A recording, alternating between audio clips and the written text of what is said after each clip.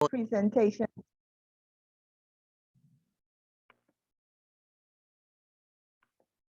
And please put in the chat where you are from. Just type it. Don't say it, just type it. Thank you. We may begin. Go again. It's got to. All right. Good evening, everyone. Please excuse me because I am on the road. But welcome, welcome, welcome. And history is something that is very exciting. And midwifery has come a long way, and midwifery associations since the early origins. And we encourage all to enjoy what is being presented before us, all the work that would have gone in over the years as we have made this 100-year journey in progressing it with our midwifery experiences, our midwifery associations. I welcome you to this forum. Do sit back and have an enjoyable evening as we have our presenters from the various islands present on their historical journey and, you know, enjoy the whole melting pot that is the Caribbean. At this point in time, I want to introduce Ms. Bobby Jo Campbell, our Vice President for the Caribbean Regional Midwives Association, to bring you her welcome address. Thank you. Sit back and enjoy the journey. And my journey, I have just reached home, so you all will see me with light just now. Take it away, Bobby. Good evening, everyone. Welcome, and thank you so much for joining us. We are thrilled to have you all here. We have participants from many countries within and outside of the Caribbean region. There are some MPVs within our audience, and they will be sharing with us the progress of midwifery in their country. We continue the centennial celebrations of International Day of the Midwife, 100 years of progress. Our MPVs will share the journey through planning, research, operation, governance, resilience, empowerment, success stories, and statistics that accounts for their association's progress. Did you hear progress coming out? Planning, research, operation, governance, resilience, empowerment, success stories, and statistics. To our midwives who are not members of your midwifery association, we greet you well. We hope that after this evening, you will want to be a part of CRMA's family. And the pathway to this great group is to become a member of your country's midwifery association. To our student midwives, a special welcome to this session, where you will gain insight of the growth of your chosen profession in your country. To our regular attendees of our sessions, we salute you. Participants, let your hair down, grab a drink, put your feet up, and enjoy an evening of midwifery celebration. Welcome, welcome, welcome.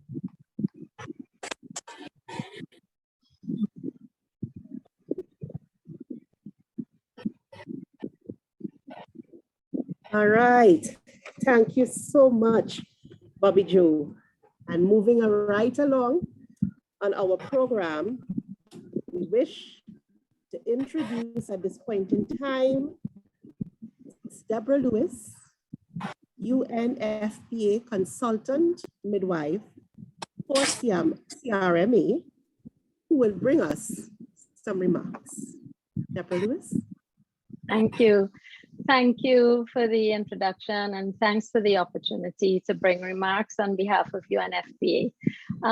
UNFPA has long been a supporter of sexual and reproductive, maternal, newborn, adolescent health services, and more importantly, midwifery globally.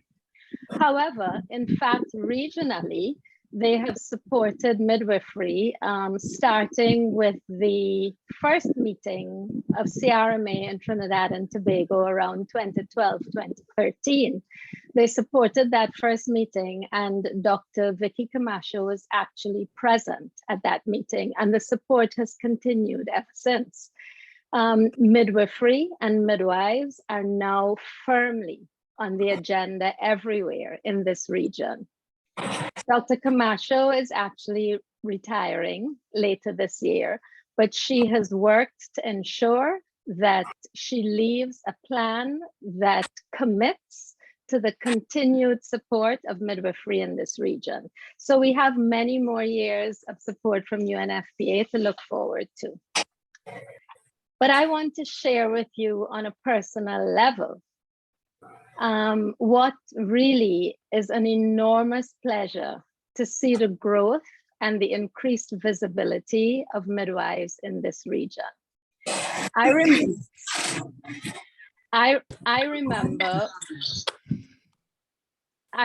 when in 2002, Venus Mark and myself first attended the ICM Congress, the International Confederation of Midwives Congress in Vienna.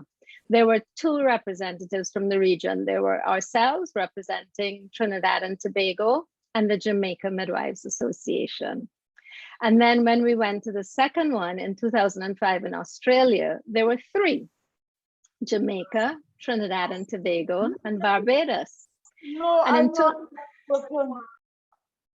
And in 2005 is when I personally started my journey with the International Confederation of Midwives, where I became a board member representing the Americas. And I really want to share the story of when, before the elections, I wanted to back out and, you know, just take back my nomination, because the candidate that was running against me was from the United States. She was a well-known author and a professor in a university, Dr. Anderson. And I suppose, I can't remember the exact emotion that I felt, but I think it probably was something like intimidation, because, you know, most of the people were saying, oh, Trinidad and Tobago, oh, that's interesting. Where's that? Is that in Jamaica? You know, I mean, for them, the Caribbean, they knew Jamaica because of Bob Marley. Otherwise, we just didn't even exist. And the two representatives from Barbados, particularly Adina Doe and Marita Harris, very firmly held my hand and said, do not even think about it. You are nominated and you're going forward. And of course, the rest is history because I was successful. And at the time, one of my, you know, you have like a, I don't know, a campaign line or something. And my thing was, this is the Americas region. We are the Americas region. But yet, what do people know? They know North America, which was the US and Canada, and they knew South America or Latin America. But the Caribbean, and I said we were the important link, linking the two continents, but yet nobody knew us, nobody recognized us. We were invisible, and we were determined to change that. And I have to say that it's such a pleasure now, so many years later, to see definitely the recognition that is being given to this region. So in closing, the theme says 100 years of progress. In this region, we may not be celebrating 100 years, but the progress that we have made in this region, I feel is unmatched anywhere else. So to all the midwifery associations, groups, and in fact to the individual midwives as well, who have done the work that was necessary and continue to do the work that is necessary to keep us going. Thank you and congratulations. Back to you, Kathy Ann.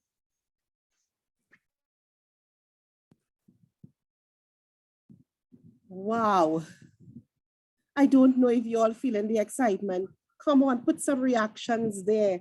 There's a little reaction button where you can jump and clap and do all sorts of things. Did you hear that presentation with Debbie? Debbie, thank you so much. You know, and she had that infectious grin throughout that presentation. Come on, people, I am sure you all are feeling the excitement.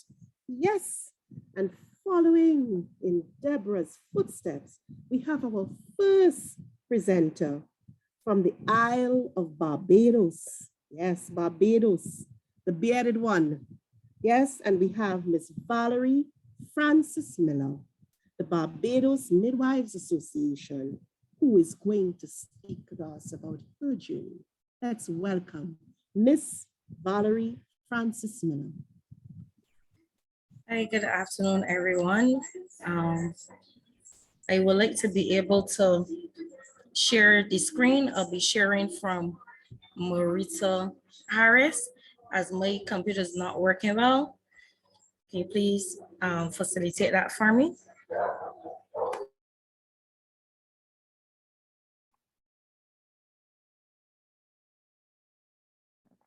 And we'll make you a co-host, Valerie.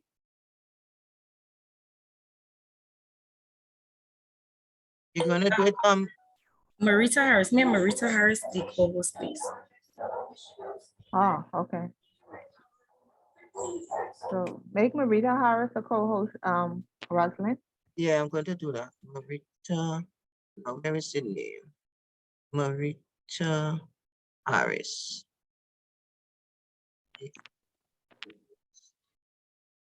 Yes. Marita, you're now co-host.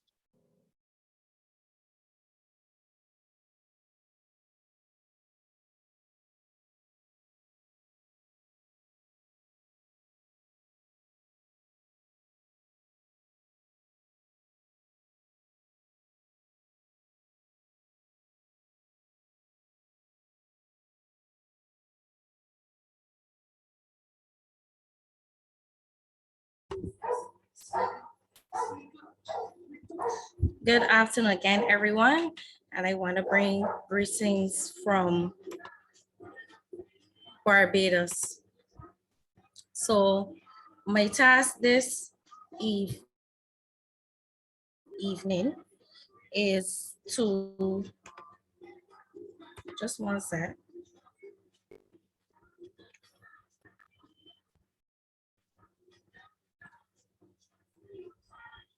Is to present the Barbados progress of midwifery over the years. And forgive me if my voice is going. I am presently on some sick leave, but I had to be here for the midwives. So the Barbados progress of midwifery over the years. So the aim is by the end of the session, participants would be aware of the journey of midwifery over the years in Barbados, history of midwives and midwifery in Barbados. Village midwives spearheaded the deliveries in the community. The midwives were elderly persons living in the community. The skills of midwifery was passed on by their grandmother. All deliveries were home births and were conducted by the village midwives. Only once there was a pregnant woman in the village, the midwife was informed. This is the village midwife was informed, and preparation at the woman's home commenced for the delivery of the baby. Some of the preparations were plugging holes. As you can see, some of the houses in the wood, the room of the house as a not to let in room air. There was to let air in. This was to ensure that the woman does not catch a draft which would lead to women getting a lining cold. After delivery, the woman will lie in bed for 7 days and be looked after by the village midwife. On the 8th day, the woman and the baby would be given a bed bath from head to toe, and the woman and the baby would then go outside the room and take a short walk around the neighborhood. So the history of midwives and midwifery in Barbados continue. Due to the distance, time, and the demand for the village midwife, for example, if she had 2 or 3 women in her village in labor at the same time, the women would meet the village midwife at the almshouses. And we had 11 in Barbados that was created by the churches and government at that time. And this was after they were used in the 1800s for the persons that were poor and needy. The houses were later used as delivery centers, and women had the choice to deliver at home or at the almshouses. The government then designated 4 of these facilities specifically for delivery. These were Verona House, which was in Bacall, St. Michael, Oistins Maternity Hospital, which was in Christchurch, Belplain Maternity Hospital in St. Andrew, and the Barbados General Hospital, which was in Gemmett's Lane, St. Michael. And the women and their families preferred home births with the district and the village midwives. So the role of the almshouses in the development of midwifery. Persons continue to have home births by the midwives. The almshouses were mainly utilized for women who needed the institutionalized treatment at the time of the delivery, or cases in which difficulties were encountered after labor has started.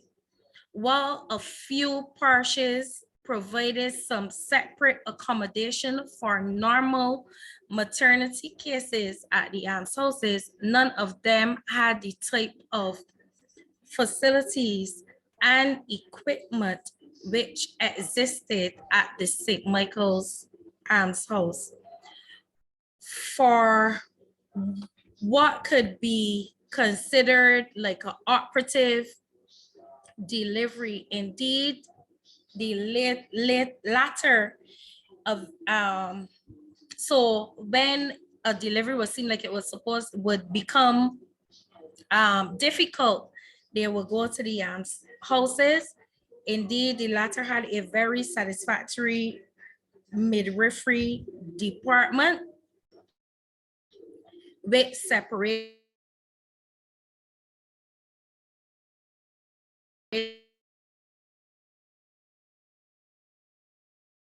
was near to wars and a well-planned and equipped introduction of education to midwifery practice. On-the-job training commenced at the Verna House and Barbados General Hospital. Applicants were selected by reference from persons in the community. So somebody that was influential used to refer you, and this was from the 11 parishes, and the majorities of persons selected were the village midwives, and midwifery training moved from being informal to formal. The introduction of education to midwifery practice continued. In the 1930s, the training of midwives took place at St. Michael's House, and pupil midwives were gained practical experience in midwifery and rotated through the community houses. This led to plans to open a maternity hospital, and the maternity wards were closed at the houses. The training of midwives briefly stopped in 1940. The new system for training of midwives. A maternity hospital was opened at St. Michael, in December 1947 at a building called Verona, located in Black Rock. Bank Hall, training of midwives recommends as an important step to reduce the high infant mortality rate in the island. And in 1959, another maternity hospital was opened within the compound of Christchurch House to cater to pregnant women in the south of the island. That hospital helped to relieve the pressure from the hospital at Verona in Black Rock, as well as the General Hospital. The antenatal, and so the new system for the training of midwives, the antenatal and postnatal care only normal deliveries were undertaken at the Christchurch Maternity Hospital. And if there were any complications or deliveries which were expected to be difficult, the patients were transferred to the General Hospital. New system for the training of midwives continues. 2 midwifery programs of training were initiated, which were the postgraduate program for trained nurses for a 1-year duration. And then it was the 18 months program for untrained nurses. In 1939, the General Nursing Council of Barbados developed a syllabus for the training of midwives. The first class started with 18 nurses being trained as midwives.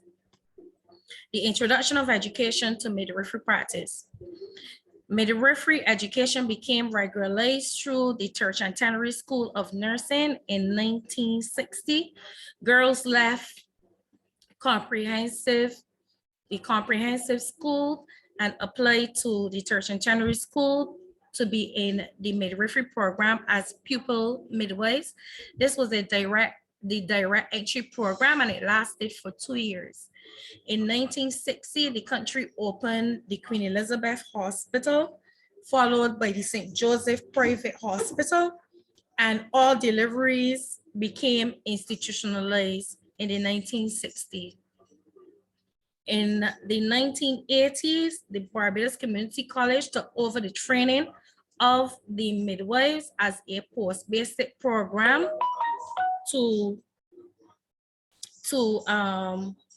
and that is to present.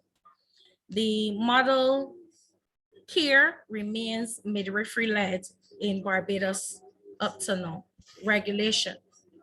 In 1932, the Nurses and Midwives Act 1932, the first one, was developed to regulate the training and practices of midwives. The General Nursing Council of Barbados assumed the responsibility for the training and regulation of midwives. The Nursing Council used the syllabus of the Midwifery Council of England and Wales. Intermediate and final examinations were done to certify persons as registered midwives. Presently, the Nursing Council of Barbados still regulates midwifery and register midwives. In May 1999, The Barbados Nurses Association, so I'm moving on to association now. The Barbados Nurses Association, sorry, in May 1999, the Barbados Nurses Association Midwives Group was launched. It is a non-profitable, non-governmental organization. The group was formed by Adina Daw, a senior midwife and executive member of the Barbados Nurses Association. And the president of the Barbados Nurses Association at the time was the late Angela Crawford, assisting them to get the midwives group, to assisting them to get the midwives group going was a group from Trinidad and Tobago, and the three persons was Venus Marks, Carmen Mashako, hope I'm pronouncing these words right, and the names right, and Deborah Lewis from Trinidad and Tobago. The Barbados Midwives Group joined the membership of ICM, the International Confederation of Midwives, in October 1999. So the same group from Trinidad worked with the Midwives Group of Barbados and introduced them to ICM, where they joined in 1999, October 1999, and Barbadian midwives, through joining ICM, were able to benefit from attending many conferences and workshops. And a lot of workshops came out, won't go through all now, but the neonatal resuscitation program, competency-based education, HIV testing and counsel, and a significant one was the accreditation of breastfeeding at the Queen Elizabeth Hospital, and the midwives that attend through IC and became lactation management consultants. The Barbados Midwives Group comprised of midwives from QAH, polyclinics, the Barbados Community College, and private institutions. It is governed by the Barbados Nurses Association, as it is a special interest group in the Nurses Association. And the midwives group work with other agencies and stakeholders to advance the profession of midwifery. Every year we celebrate the International Day of the Midwife under the ICM team, and many of the ICM conferences resolutions were used with the regulation of midwifery in Barbados. For example, the core competencies were used. The way forward, as a group, we would like to separate the profession of nursing and midwifery. We want midwives to be recognized as midwives due to their scope of practice, midwives to be called midwives and not nurses. We still have an issue with that, and midwives to be strongly seen as practitioners. Continue, we want to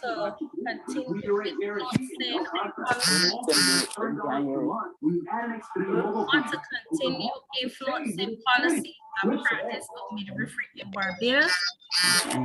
Create the midwifery program, a master's in midwifery. And as a group, we want to continue to advocate, advise, and influence the autonomous recognition of midwifery, the midwifery profession in Barbados. Here ends my presentation.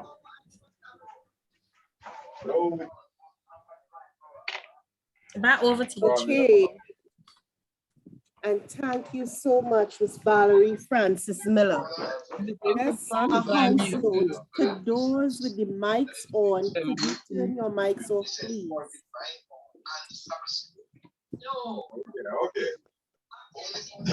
And Valerie, you could stop sharing. Right. the host mute all Could you mics? turn off the mic, please? Can the host mute all mics, please? Because this is very disturbing. Thank you very much. Yes.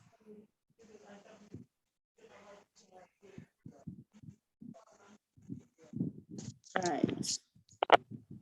So once again, thanks to Ms. Valerie Francis Miller. Excellent presentation. We learned so much.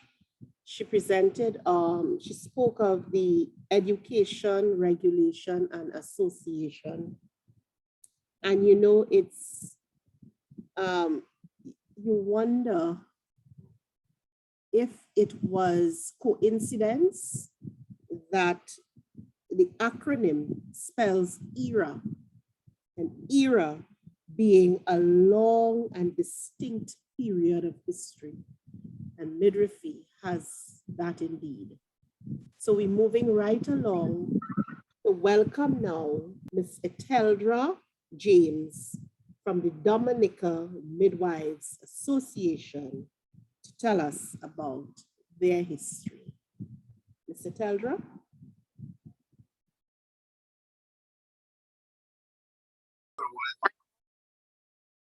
Guys, help. I need a project.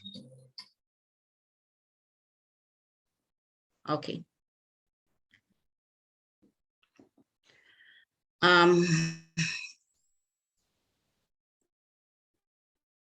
Good evening, everybody.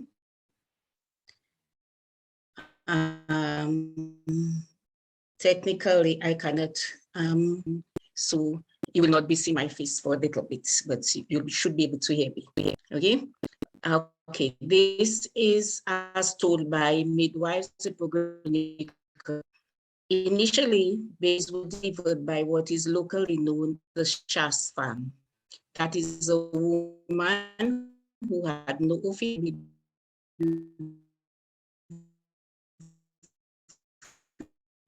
official, but lenders from either her no jurisdiction and will be called upon at any time to any location. Depending on the distance, it could take several hours to arrive. Eteldra, are you seeing the screen? I wouldn't be able to because I'm shifting in and out. Yes, I saw the screen. Okay, you'll let me know when to change.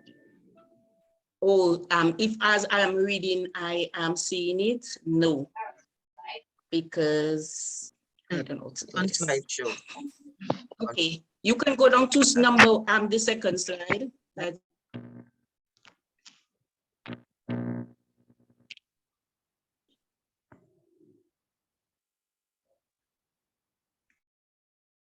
Anyway, let's proceed.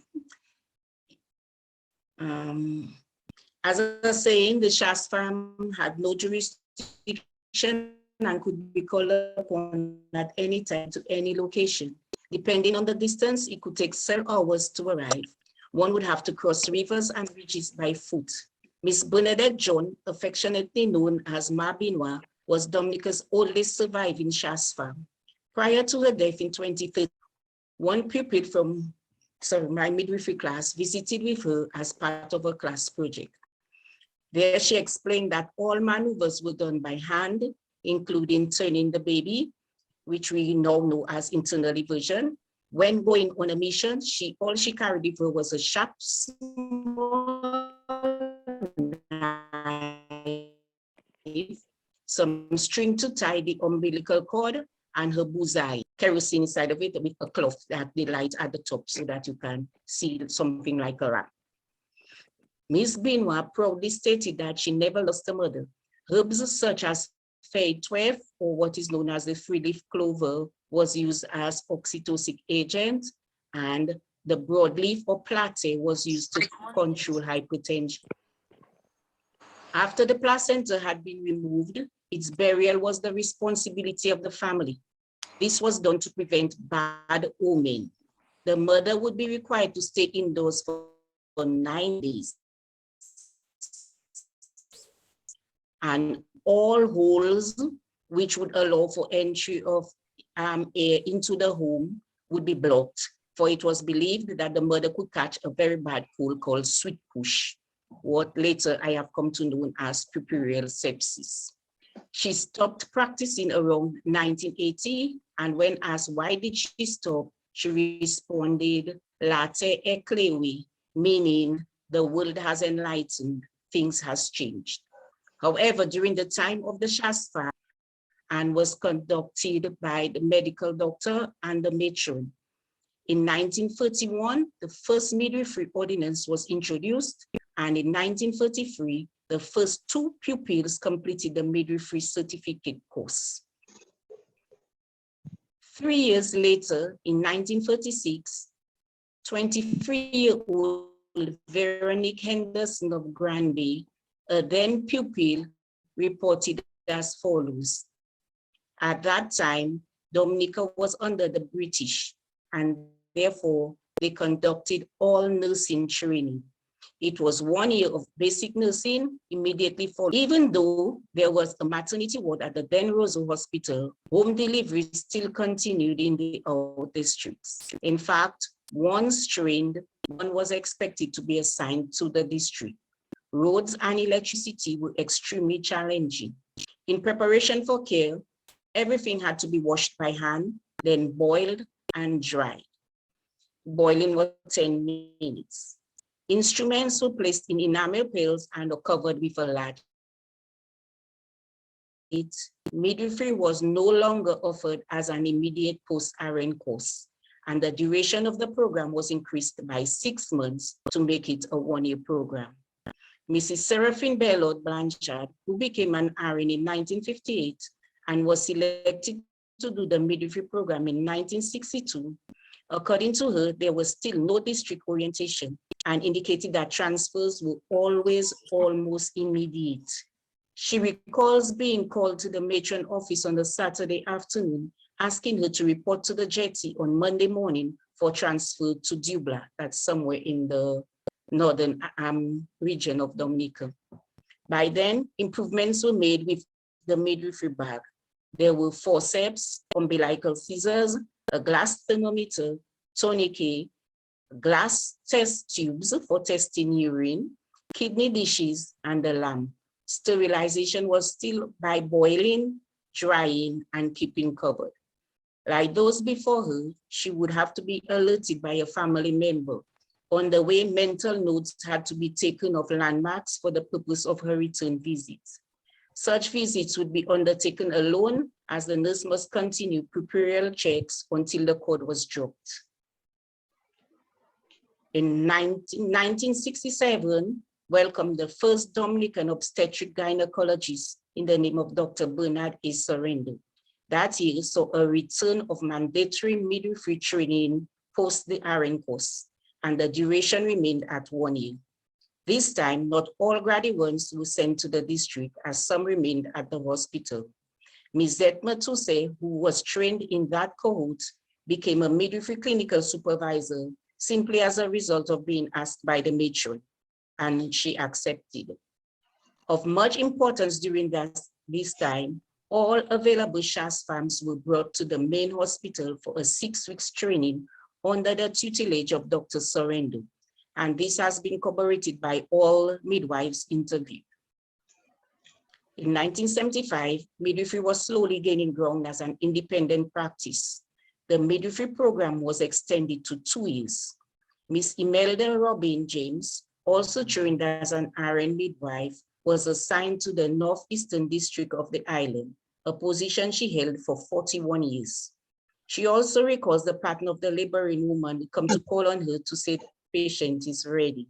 This time, a towel was added to the list of the contents of the delivery bag previously mentioned.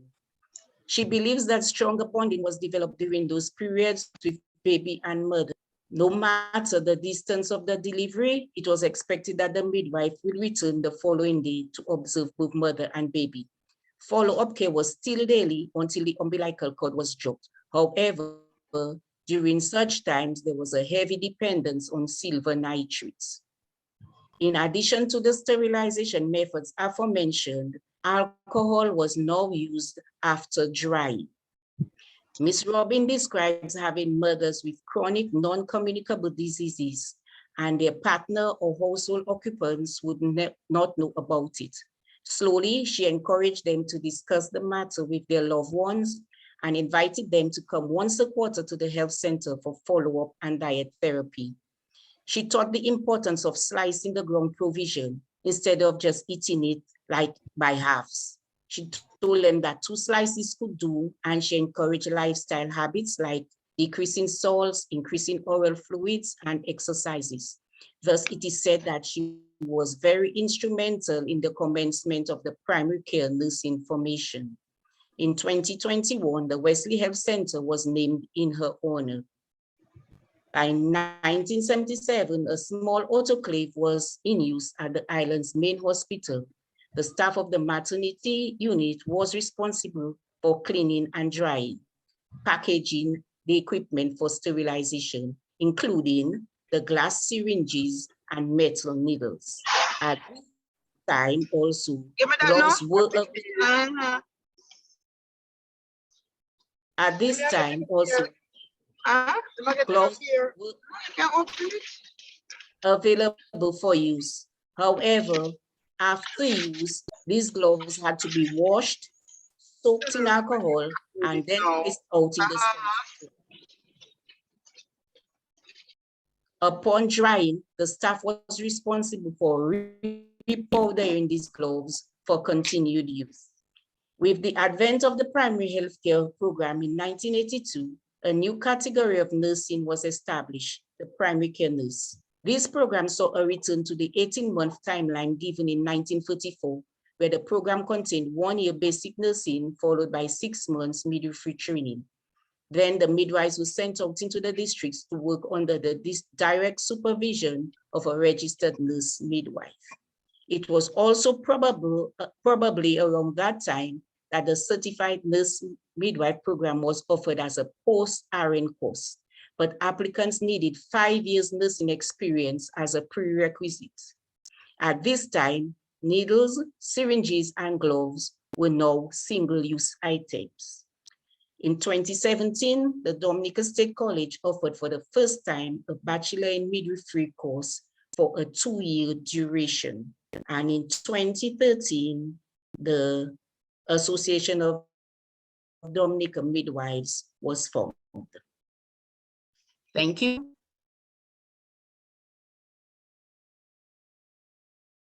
And so not of 86 years of in Dominica, as told by midwives.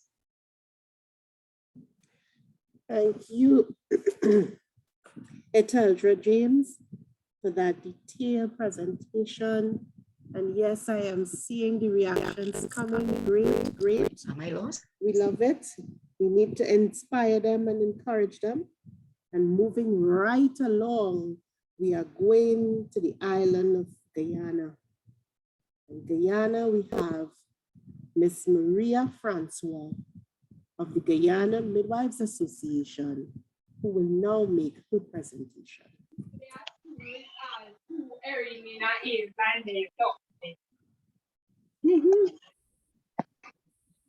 Good evening, everyone.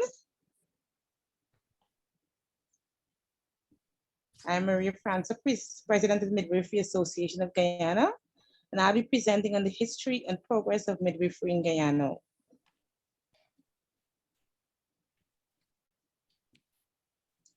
Next slide. These are objectives I hope to achieve at the end of the presentation.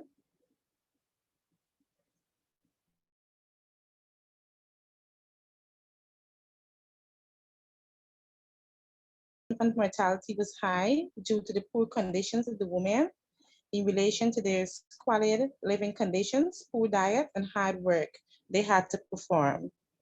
At Georgetown Hospital, there were 121 deliveries. Of this, 24 were stillbirths and 19 were as a result of pregnancy termination. It is important to note that the influence of syphilis and malaria disease interfered with the normal course of natural labor, as did the lack of skilled nurses during and after labor. Next slide, please. Then in 1894, the situation became worse. There was a marked 1,584 stillbirths in the country. In Guyana, there are three main counties, Demerara, the largest, and in which we have our main referral hospital, Georgetown Public Hospital, Berbice, and Essequibo. This was the situation in relation to infant death in the three counties of Guyana. In Demerara, there were 572 infant deaths, of which 551 infant deaths on the 1-year-old was at the Georgetown Public Hospital. And overall 207 infant deaths in the county of Berbice. There were 42 infant deaths in the New Amsterdam Hospital. There was 206 infant deaths in the county of Essequibo. Infant deaths were ascribed to pneumonia, asthma, whooping cough, worms, malnutrition, starvation, and diarrhea, among others.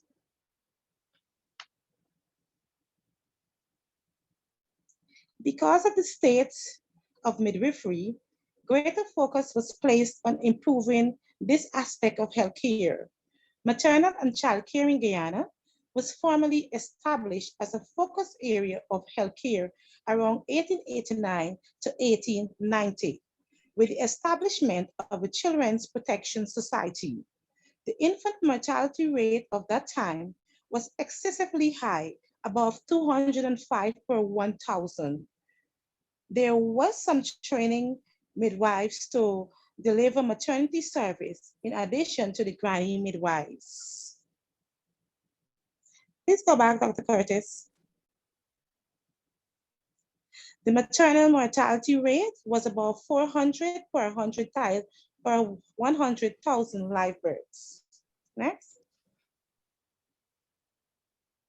In 1894, plans was made to start a nursing home and school to train respectable, mature, intelligent young women as hospital nurses and nurse midwives. 65 probationers were selected and special training was given in the maternity ward by the medical officer.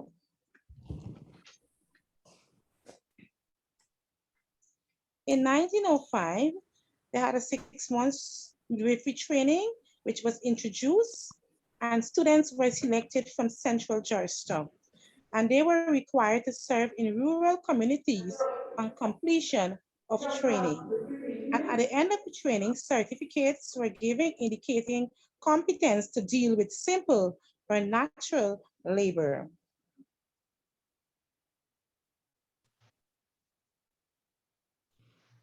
In 1905, students were selected from colonies for training and were required to return to their communities to serve. No male midwives were selected for training.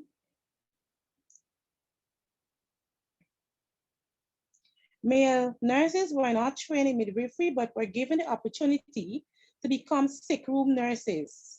Dispensed with 2 years training in nursing and 1 year attachment to the dispensary. The midwives who were employed by the Infant Welfare and Maternity League were on call 24 hours a day and were given a subsidy of $60 Ghana dollars per month, and were allowed to charge a maximum of $6 for delivery of each child. The midwife was required to provide prenatal and delivery care and postpartum care to mother and infant for a period of 9 days. If there were complications, the number of postpartum visits would increase. Next slide.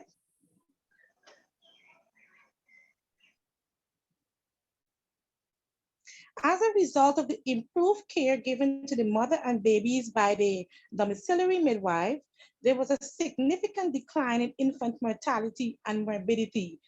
Thus, in 1957, British Guyana was the Commonwealth country to be awarded Astor Shield by the National Baby Welfare Council of Great Britain. In 1954, we had the establishment of the General Nursing Council, and There was no midwifery association present at that time. In 1973, training program in basic midwifery was designed for the traditional birth attendants who were delivering babies in remote and riverine areas and where it was difficult to assign the person trained as midwives. The basic skill training was for 3 months duration, but only one group was trained as a result of financial constraints. Next slide, please.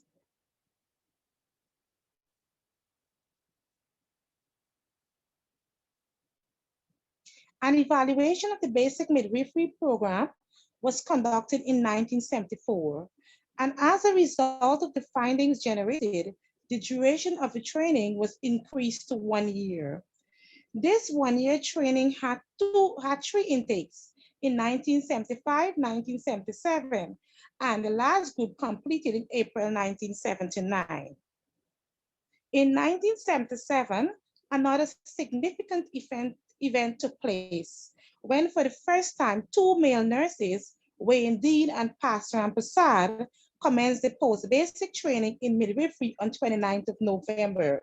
This move was opposed by some female nurses, but the principal nursing officer was strongly supported to this initiative by the then Honorable Shirley Field Ridley, Minister responsible for health. It is to be noted that Guyana is the first country in the Caribbean to train male nurses in midwifery. Next slide, please. Next slide.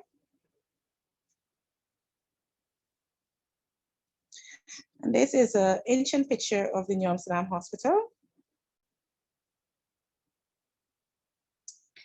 This one is of Georgetown Hospital, an ancient picture of Georgetown Hospital. To meet the expanding healthcare needs of women, particularly in remote areas, it was necessary to reintroduce the basic midwifery program, which has been discontinued. In the revised program, the period was extended from 12 to 18 months. The priority was to the district midwife for the tasks other than midwifery, which should be expected to perform in a given community. And that's where the progress of midwifery in Guyana started. So it began with a direct entry midwife with a training of 18 months and the post-basic midwifery training for a period of 12 months. The first 6 months of training was devoted to basic nursing, which included first aid, health education, and management of common health problems. And the remainder of the 12 months I spent in theory and practice of maternal and child care. The post-basic training is a period of 12 months. And there is where you can, we have the LPN and the registered nurses who would be admitted to the post-basic training. And both sets of students would take the midwifery examination set by the General Nursing Council. This is our modern Georgetown Hospital now. And this is our single train batch of students, our recent batch of single train students. And this is our post-basic students. And this is the MEDEX, a batch of MEDEX students. So the MEDEX students usually, they're usually trained for a period of 4 years, and they have to go through the 1 year of midwifery training. The progress of midwifery continues in Guyana. So several midwifery curriculum reviews were done in 2010 and 2012. And midwifery competency now includes all the recommended ICM competencies, including neonatal resuscitation. And there is a mandatory institutional delivery as a Ministry of Health policy. At present, there are 934 midwives in practice, with 207 being direct entry or single train midwives.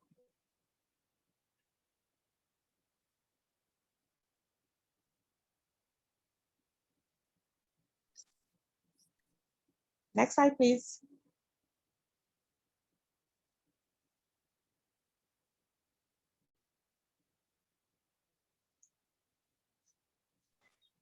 So the Midwife Association of Guyana was formed on February 9, 2009, due to the need for midwives to take responsibility for the development of the profession and the provision of quality midwifery services. On May 6, 2009, the Midwife Association of Guyana was officially launched by Dr. Berry Ramsaran, Honorable Minister within the Ministry of Health, with the aim to advance education in midwifery through continuous training, the use of information and technology, safe practices, and professional care to all mothers, babies, and the family. The Midwife Association of Guyana has joined the International Confederation of Midwives in 2012 with the goal to establish strategic alliances network with kindred associations and gain international support in the effort to maintain safe motherhood in Guyana. The Midwife Association also has regional focal points in 6 out of 10 administrative regions, who serves as an advocacy voice for midwifery and provides continuing education through regional focal points to strengthen competencies of midwives. In 2013, midwives, tutors from the different nursing school, midwifery school in Guyana, participated in a competency-based education training sponsored by UNFPA, LACRO, ICM, and PAHO. And in 2015, please go back for me. In 2015, a training was rolled out in Guyana in February and October, where 8 tutors and 11 clinical midwives benefited from that training. In 2018, the progress of midwifery continued. Midwives participated in quality improvement in the context of the Zika response in Guyana with the postnatal care and data for decision making, which was sponsored by Ministry of Health and USAID, MCSP, and CRMA. And these are some of the progress whereby midwives benefited from continuing education sessions.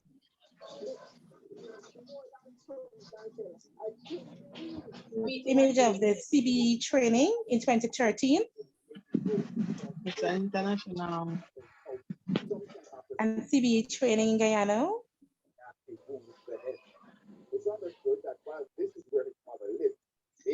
And all the progress continues with the training and continuing education.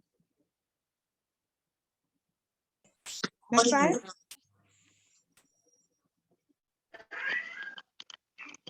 Next slide, Dr. Curtis, please. The Helping Babies Breathe training, midwives also benefited from that, which is to improve neonatal care in the different hospitals. The progress of midwifery in Guyana continues, where midwives are part of the membership in the Maternal Death Review Committee, which is accountable to Parliament. They're responsible for the reduction in maternal mortality from 450 to 100,000 live births to approximately 106 to 100,000 live births in 2021.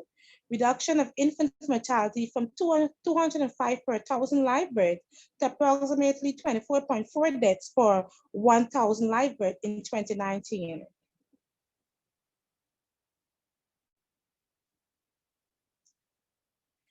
They're also responsible for the reduction of anemia in pregnancy from 55% in 2013 to 32 to 24% in 2019, complete cessation of vaccine preventable diseases, and 0 deaths of infants to COVID positive mother.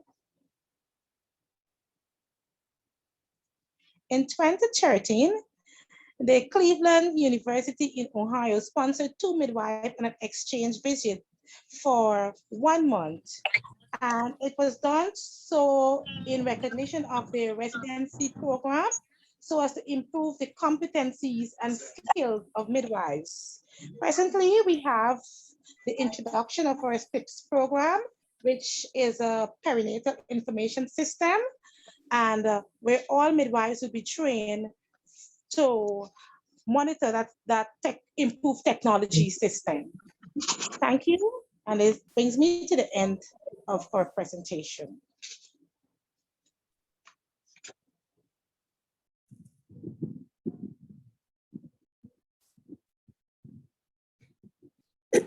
Thank you very much, Maria Francois of Guyana, for that presentation. And we are now going to Jamaica, where Ms. Petal McNally, the Jamaican Midwives Association, will bring us their heritage.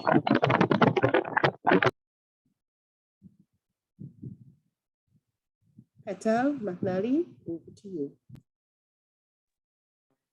Good night, everyone. May I have presenter privilege, please?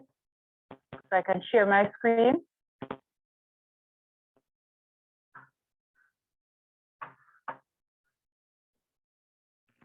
All right, Patel, you could go ahead now.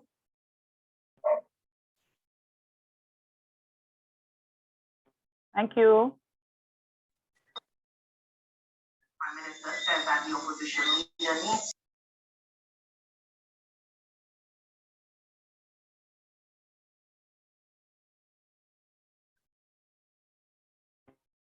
A very pleasant good afternoon, good night to you all, wherever you are in your neck of this country, this world, Jamaica, wherever you are in the Caribbean. Let me say a warm or a cold good night to you all. Tonight, I will be presenting on the history, discovering the history of Jamaica midwifery in Jamaican. And we're going using the theme 100 years of progress. And this would have been ICM's theme. So let us get started.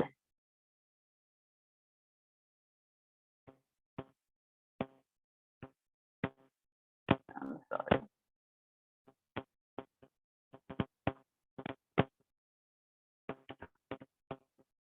What is it that we are going to be discussing tonight? Tonight, we will be discussing the establishment of training schools in Jamaica, the history of Jamaica Midwives Association, and some milestones and achievements of our association.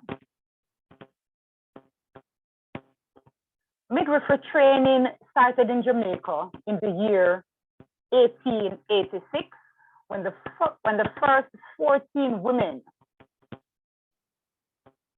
were recruited from the 14 parishes to commence training as district midwives. Now, this training lasted for 2 years, but prior to that, unskilled persons called Nana or Midi were attending to birth, and the maternal death rate was extremely high. So the government decided to commence training of midwives to lower maternal and infant morbidity and mortality rates in the country. Midwifery training programs. In 1892, midwifery training officially began, and this was at the Victoria Jubilee Hospital. In 1919, the midwifery law made graduates legally accepted as registered midwives. And then in 1932, a syllabus of training for midwives was formulated. The School of Midwifery also became autonomous then and was placed under the auspices of the director of the Kingston School of Nursing. Continuing in 1973, a temporary midwifery training school. This was established at Spanish Town Hospital and a permanent one at Cornwall Regional Hospital. Then in 1980, the school at Spanish Town was closed and reopened later on in 2005. In 2009, direct entry midwifery training commenced at Kingston School of Nursing, and this would have been at the midwifery campus.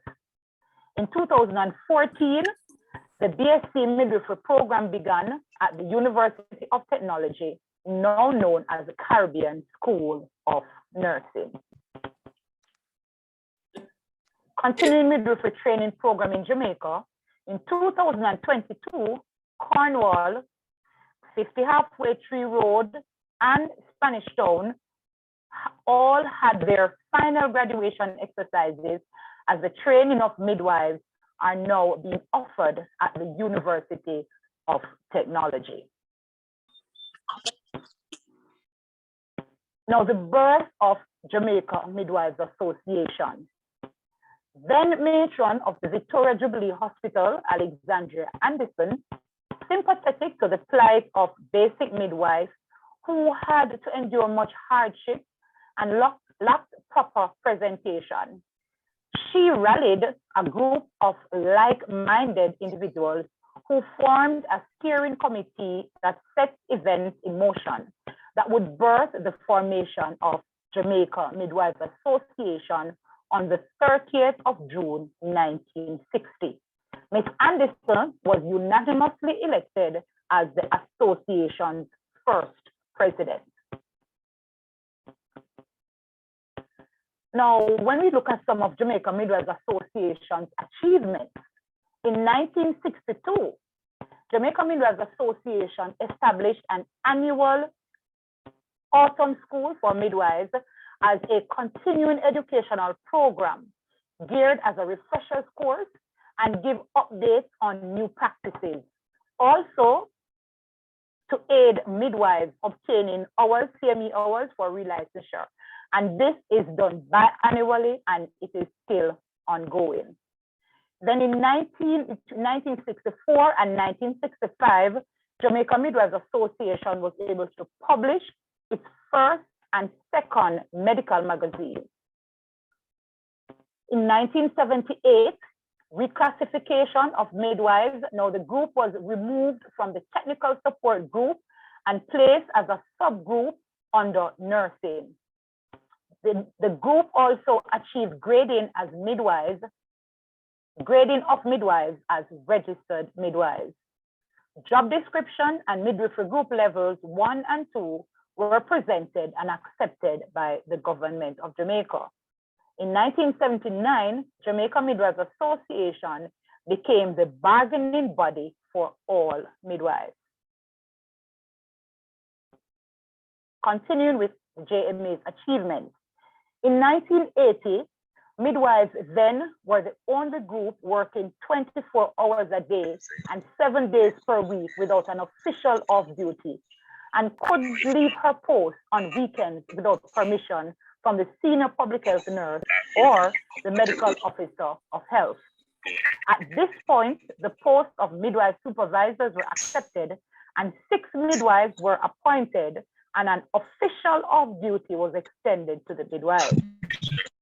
Then in 1981, a year later, Jamaica Midwives Association celebrated its 21st anniversary. Continuing, today the Jamaica Midwives Association is a strong and vibrant body of over 1,000 women and men, all working together to reduce the national maternal mortality rate and infant mortality rate. Jamaica Midwives Association is a member association of Caribbean Regional Midwives Association and the International Confederation of Midwives. In 2014, the association was represented at ICM's 30th Triennial Congress held in the city of Prague. It was the largest gathering of midwives gathered in one space to share ideas. We marched in a section of the city singing the One Love song by our legend, Bob Marley. In 2017, Jamaica was represented at the 31st Triennial Congress in Canada. And in 2018, Jamaica had its first 2 graduates in the Young Midwifery Leaders Program. The association was also represented at the Americas Regional Conference in Paraguay. In 2018 also, Jamaica was represented at the first Adolescent Congress in Trinidad, where a poster presentation was done on the LARC method.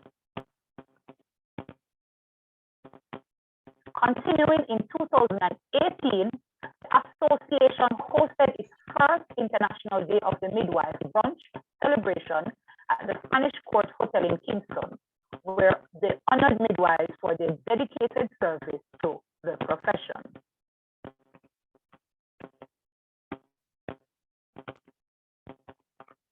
And now we have a little taste of a live coverage.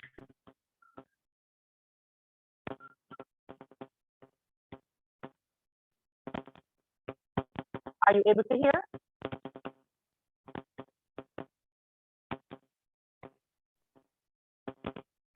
No, it's not. It's not coming through. All right, just hold on.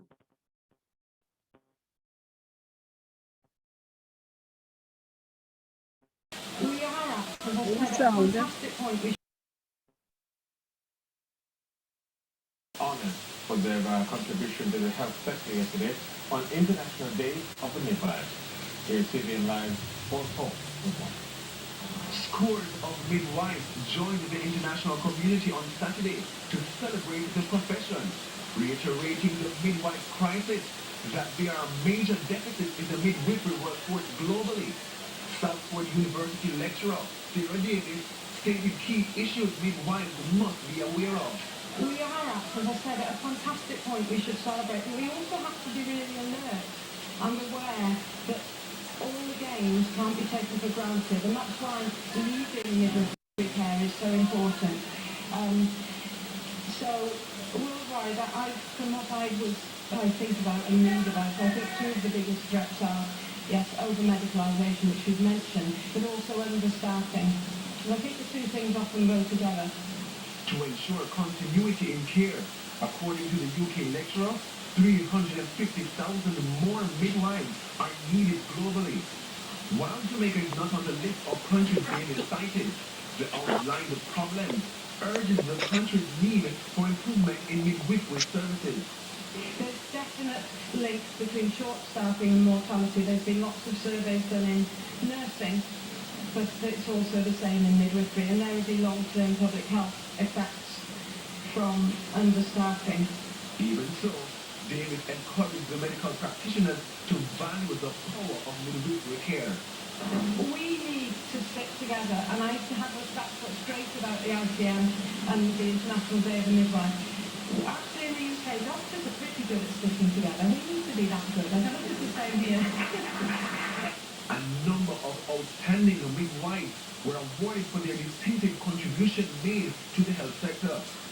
The International Day of the Midwife Luncheon and Award Ceremony was held at the Spanish Court Hotel in Kingston. Vaughn Thorpe, CBN Live. There's a severe shortage of midwives in Jamaica. This according to the head of the midwifery program at the University of Technology. Jamaica is experiencing a shortage of midwives, and it's because of the training. The government only allows the school and the university are president to train 40 midwives per year, and that's for the degree program. For the certificate program, the intake is 25 per year. That is not enough to meet the shortage of midwives across the country. The program director, Dr. Stewart, said Jamaica should be having a turnover of 100 midwives each year to meet the standard of care as stipulated by the International Confederation of Midwives.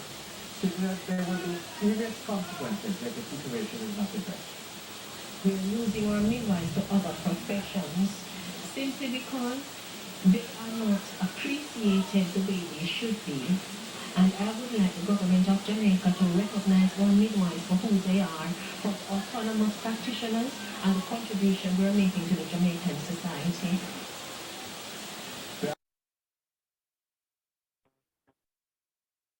So, continuing, and we hope that you were able to hear and enjoy that seed. In 2019, The Jamaica Midwives Association was invited to be a part of this first Caregiver Symposium held at the University of Technology on June 11 to 12, 2019. The theme of the symposium was supporting your mental health as a caregiver. We were happy to be there as we recognize the importance of good mental health for us as caregivers in the performance of our duties on a day-to-day basis. As we continue, in 2020, Jamaica was represented at the ICM 32nd Triennial Congress, which was its first virtual conference. The association also hosted its first virtual annual symposium, which would have been our 58th year. Jamaica had 2 representatives in 2020 also, who were elected officers to serve on the Caribbean Regional Midwives Association Executive and have representatives on subcommittees of the association. And now we look at some of our milestones.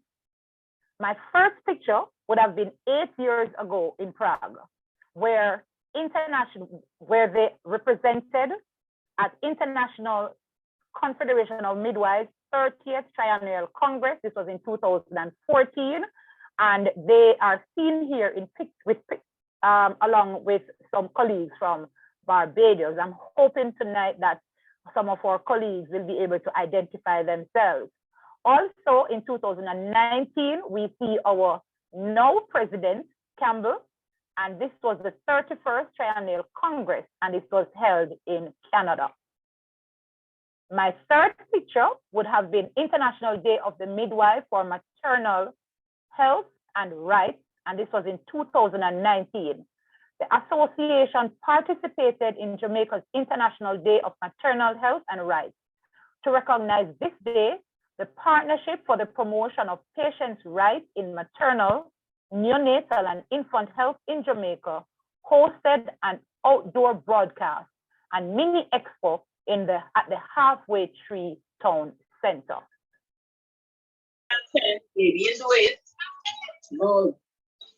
Milestones continuing, and my first picture on this slide would have been a church service in 2019, and this would have been our last face-to-face church service before the COVID pandemic.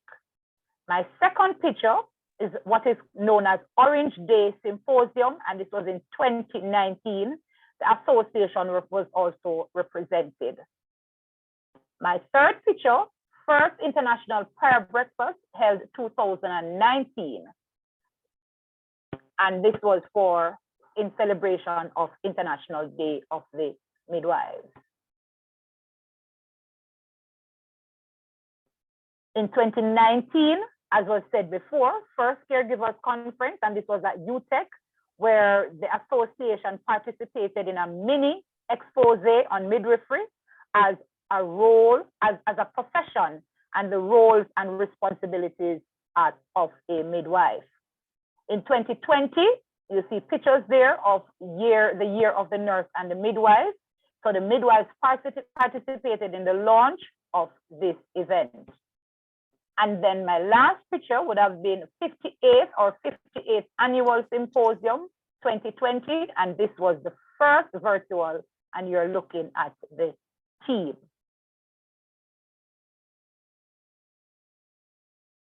So, in concluding, over the past 61 years, Jamaica Midwives Association has achieved several milestones. Midwives have moved from public support group to professional and scientific group. The association is the national representative for midwives and is represented regionally and internationally by CRMA and ICM respectively. In recent times, the association has become more visible through the media, social platforms, and websites. The association will celebrate 62 years of progress on June 30th, 2022. Thank you so much for listening, and we hope that you really enjoyed this presentation. Thank you so much. Over to you, Master Control.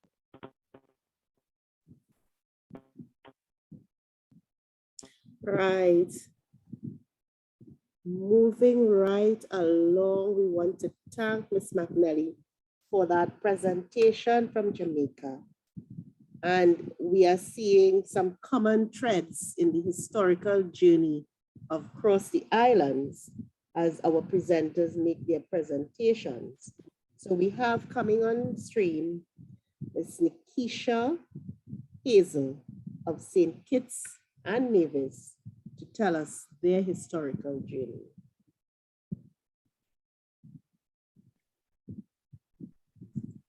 Good evening. Please allow me to share the screen.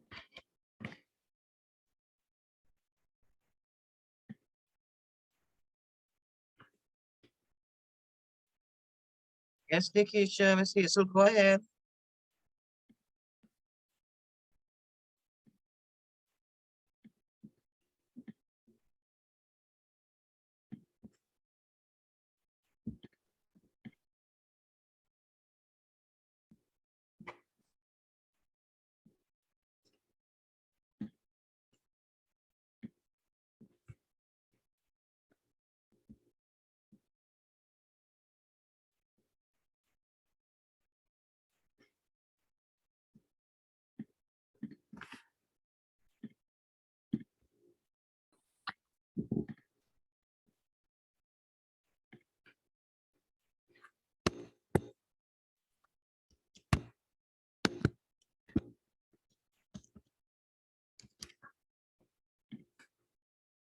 Ms. Hazel, you should be able to share your screen. Yes, you have been made a co-host. Okay.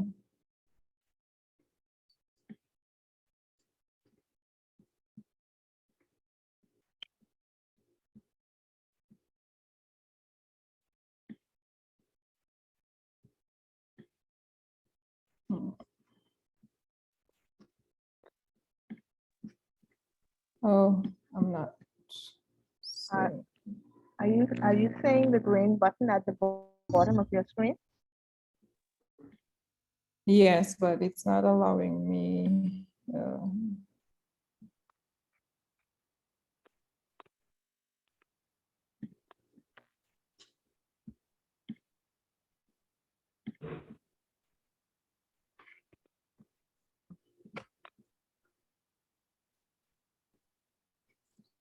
It's not allowing me to share. I'm not sure what's.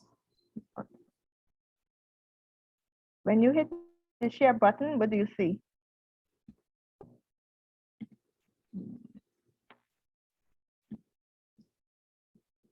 Sending me to my system preference. Right. You have your PowerPoint open? Yes, it's open.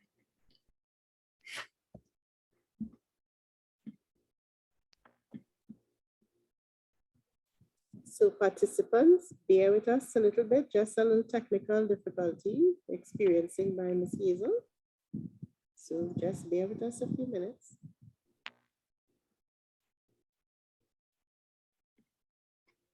Kathy, and can you go to the CRMA song and then come back to Nikisha?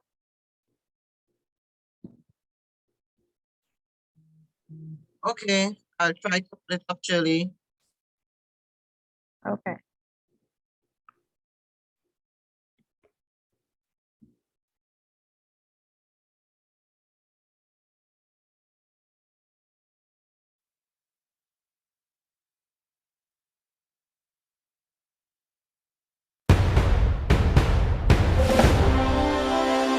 From many distant lands, our forefathers came, some seeking adventure, some bound in chains. Through battles waged and fought, through victory and pain, by test of their courage, our freedom was gained. In homage to those gone before us, the heroes of lands in the sun, to focus on building one Caribbean. Raise your voices high, sing of your Caribbean pride. Sing it loud and strong, feel our hearts beat as one. Celebrate in song as we rise to heights where we belong. Sound the victory drum for Caracom. Though great and diverse be our ethnicities, the bonds that unite us are stronger than these.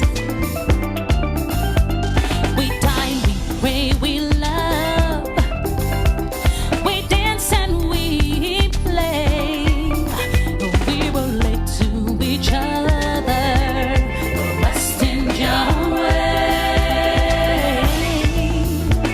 Today as a people united, determined and steadfast we stand. We look to a brand new horizon, the future now firmly in our hands. Raise your voices high and sing of your Caribbean pride. Sing it loud and strong, feel our hearts beat as one. Celebrate in song as we rise to heights where we belong. Sound the victory drum for Caracom. Hele, hele, bravo. Open you sing Caracom. Leve, leve, wow. Naki you drum Caracom. Tabu ya tabu, awo. Open you sing Caracom. Leve, leve, wow.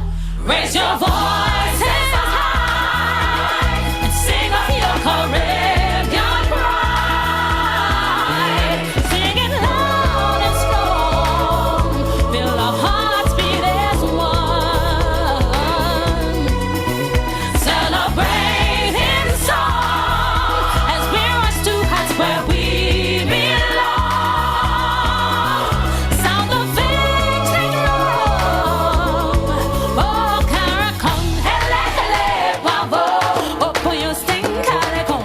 Leve, leve, wow. Hele, hele. Tabu ya tabu, awo. Naki your drum Caracom. Leve, leve, wow.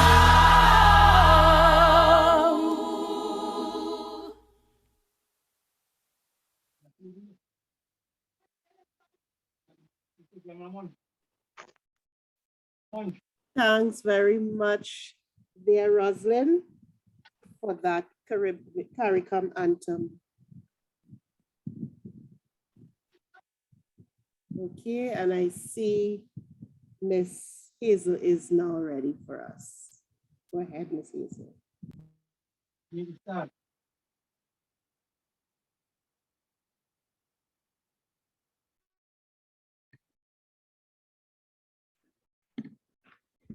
Good evening to all. So this evening I will be presenting the progress of midwifery in St. Kitts and Nevis. I'm just going to give you a brief background of St. Kitts. St. Kitts is officially the Federation of St. Christopher and Nevis, 2 tropical islands in the Caribbean Sea and parts of the Leeward Islands. Next slide. So the midwifery services in St. Kitts and Nevis has a rich history which began in 1830 with the first hospital named the Queen's House, which was built on our sister island Nevis, followed by the Cunningham Hospital in 1848. During the 1800s, nanas delivered babies at home. They were women who had learned to deliver babies by watching other women in the family when accompanying them to deliveries. The care of the woman in labor was very ancient. They used rum to kill the pain and kitchen cobwebs to dress the umbilical cords.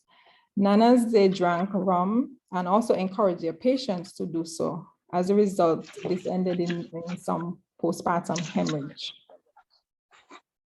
Also, the maternal and infant mortality rates were very high. And some of the nanas received payments in whatever goods and services the individual had. They would give them as a thank you for their services. Next slide. During the 20th century at the beginning, the rudimentary health practices were having a serious effect on the survival of newborn babies in St. Kitts, who actually had one of the highest infant mortality rates in the Caribbean and possibly the world at that time. The development of maternity service in 1918, where the nursing hostel was established at the Cunningham Hospital, and student nurses were trained from St. Kitts, Nevis, and Anguilla. On the 7th of April, 1919, the new maternity wing, which named Semper Ward, was officially opened. It housed 4 beds, a delivery ward, pantry, and a bath and toilet. It was used for all deliveries that were difficult to handle at home, because during that time, there were, district midwives and midwives and nuns out in the field who delivered as well. Development of the maternity service. In 1915, an ordinance was passed requiring that persons wanting to practice as midwives should be licensed. And in 1919, another more detailed ordinance was used to regulate the practice of midwifery was passed. In 1920, an act regulating midwifery was passed, thus paving the way for more trained nurses to replace the nanas in the various communities, thereby making community care safe and more sanitary. In the 1950s, the use of untrained midwives or nanas was discouraged. A single trained midwife was encouraged to return to the Cunningham Hospital to pursue a diploma in general nursing. However, a number of the single trained midwives remained at the community level and provided midwifery services for a period of time. Their services were appreciated by the communities in which they worked, as they were able to develop a lasting relationship with these families. Registration of midwives. Members had to hold a certificate from the Central Midwifery Board of England or to be a midwife registered under the ordinance. The board was to keep the register of midwives. The ordinance and the accompanying regulations were very detailed, going as far as to specify what was to be kept in the midwifery's professional bag. It was a very clear attempt to regulate the profession in St. Kitts and Nevis and Anguilla and to serve the lives of newborns. The Nurses Act. The Nurses Act was passed in 1972, and in 1973, the nurses' rules were made by the Nursing Council of St. Kitts and Nevis. All registered nurses are trained as registered nurse midwives in St. Kitts and Nevis, and this still is practiced to present. Training. The training of nurses continued to be a priority over the years, and on the 14th of December, 1967, the Joseph N. France General Hospital was officially opened to accommodate the growing population of St. Kitts and Nevis. The School of Nursing was housed at the hospital grounds, and our distinguished nurse educator, Miss Maria Baca, was the first Kittitian to hold the post of sister or principal tutor. Training was continued at the School of Nursing of the Joseph N. France General Hospital until 1996, when the training was transferred to the Health Science Division of the Clarence Fitzroy Bryan College under the umbrella of Mistress Maureen Dickinson, the third principal nursing officer. The first group began in 1998 with 13 pupil midwives, 3 who were from Montserrat, 2 from Anguilla, and 1 from Nevis, while the others were from St. Kitts. Presently, we have a 15-month post-basic midwifery program, which is a specialty program and also one of the few remaining midwifery programs being offered regionally. The aim of the post-basic midwifery program is to prepare a professional nurse, midwife with the requisite knowledge, skills, and behaviors to deliver safe and effective evidence-based care and to assume responsibility and accountability for his or her practice as a midwife. It is designed specifically for the qualified post-registered nurses, enabling them to successful completion of the program to be entered on the midwifery part of the register maintained by the St. Christopher and Nevis Nurses and Midwives Council, and to earn a title, registered nurse with midwife. It also provides the equitable and appropriate placement of midwives in various healthcare roles. Current trends. Presently, we have a total of 218 midwives with 166 active. Presently at the maternity ward, it's housed prenatal section, 10 bed, postnatal 9, private 4, isolation room 2, a recovery room, admission room, CTG's tracing room, and 2 delivery rooms. The neonatal unit, rooming, practice rooming. We practice rooming breastfeeding initiative, which began in 2019. PMTCT. Nevis, on Nevis, we have, 2 antenatal beds, 4 postnatal beds, 2 semi-private beds as well. The NICU unit, delivery room, examination room, booking room, and we provide antenatal service, which is free of course at each health centers throughout the island.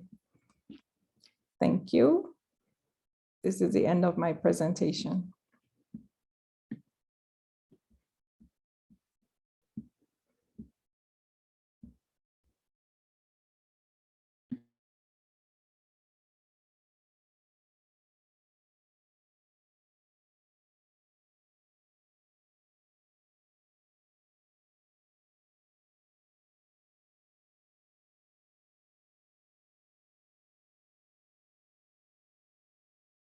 We want to thank Ms.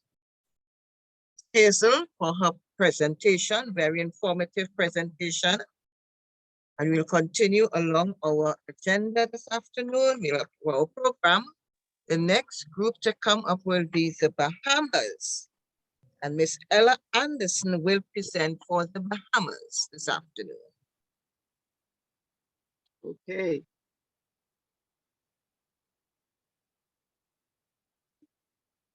Good night, everyone. Yes, Ella, good night. You know the co-host, you can share if you wish your screen. Okay. I'm using my phone. I'm apologizing. I'm using my phone because I'm having a electricity issue tonight. All right. Okay. And so for those of you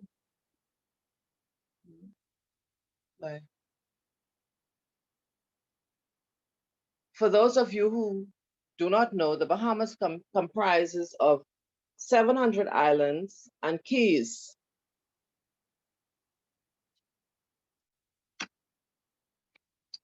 We are located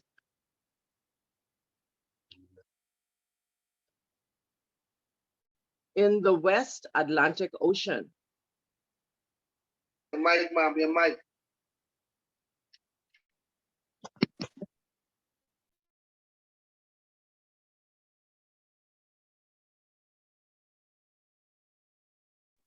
We're located in the West Atlantic Ocean. Around 30 of the islands are inhabited. In the early years, and if you can picture a place where islands are spread throughout, a lot of water, that is the Bahamas. And so we are spread all over. As for midwifery practice started with the grannies in the mid-20th century. Births happened at home. And so it was a common practice that births were being done at home. The grannies were recommended by the priest, the JP, or justice of peace, the commissioner, or teachers based on their reputation. Untrained, they acquired their skills through experience and observation of peers. During this time, when the grannies did the deliveries at home, the mothers were kept inside for 9 days. During this time, their bodies were tied up. Their bodies were what they place a band around the mother's abdomen, and this was what they call pressing everything back into place. When the opportunity came to improve midwifery, the grannies were brought to Nassau and regularized in the hospital. The Act of 1902 allowed midwives who had been granted certificates in New Providence and the Family Island to be recognized. Our first recorded formal training of health professionals was done in 1902. 4 nurse midwives was registered in 1906. In 1957, the nursing program was introduced, and the first preliminary training school was established in 1958. This lasted for 4 years, including midwifery, 60 beds,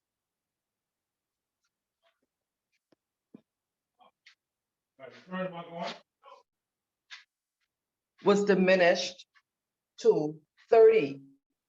In 1964, nurses were allowed to apply to the General Nursing Council in England and Wales to further their training if they so desired, and this lasted for 1 year. In 1967, there was a revise of the curriculum and it was updated, and it was recognized by the United Kingdom. And so several post-basic nursing courses were developed during that time, midwifery being one of them. And the training, the 1 year post-basic training, started in 1971. There was also a structured 6 months maternal and child health program for the trained clinical nurses. This was started in 1984. The trained clinical nurses are the second level nurses in the Bahamas, or it may be similar to some persons who refer to them as licensed practical nurses. And midwifery has progressed from a 1 year program to presently an 18-month program. And so we can truly say that midwifery has progressed in the Bahamas in terms of our training, in terms of the fact that all of our family islands are equipped with midwives who are trained and who are the persons running clinics and providing total obstetric care, midwifery care. There are not a lot of deliveries done on our family islands at this present time, but that does not mean that the midwives are not practicing in the antenatal clinics, in the postnatal clinics, and doing their home visiting and taking care of the mothers and babies. And so, ladies and gentlemen, I just want to let you know that midwifery in the Bahamas is active in hospitals, in our family islands, in our clinics. And we give total care to all mothers and babies. Thank you very much.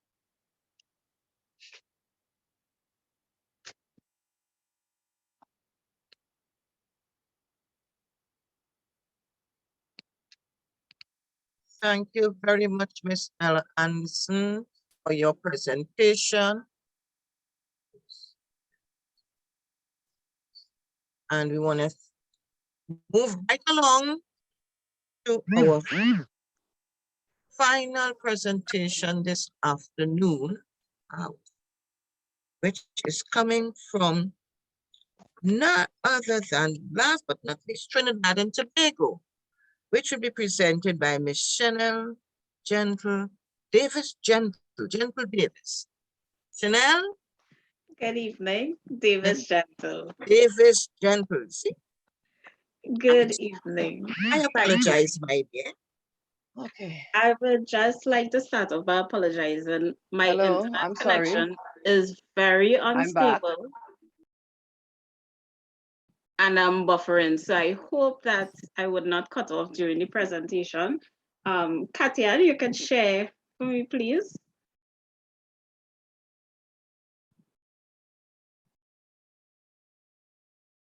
I don't know at the end. I'm not seeing her.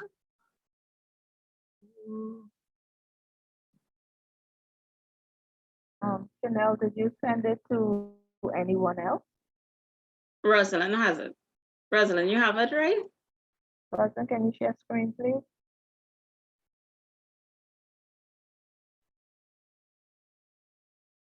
It's not on my computer. That is what I was getting the problem with earlier. Chanel, can you email it to me, please? I will. Yeah. Hello? Oh, Kathy is back. Kathy, Yes, I had a little drop Chanel's here. presentation. Yes, I have it here. Could you share it, please? You have to make me the host. Co-host. Kathy. I just get the name there. Where it is, Kathy and Thomas Elbow. All righty, you're on. You get him? Yes. I will take the bottom here.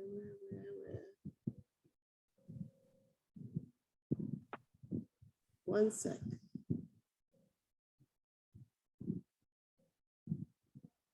Bear with us, little technology.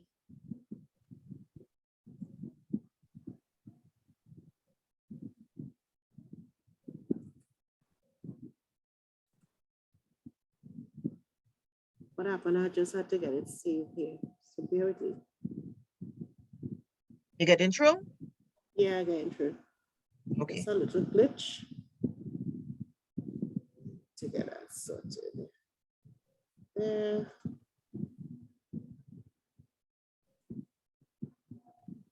While Katiana is uploading the presentation, just to give a brief overview, the education and training and licensing of Trinidad midwives, we have come a long way. From the time when persons taking care of and caring for pregnant women were untrained. So we had untrained professionals, and these women in some cases were persons from the neighborhood. They would have been persons who had given birth to children or who would have witnessed deliveries. Why am I not seeing this thing? I don't understand. I opened it. You want me to email it again? Just send it I to have it. Shirley. It's open on my screen, but I'm not seeing it when I click share. Shirley, I just sent it to you.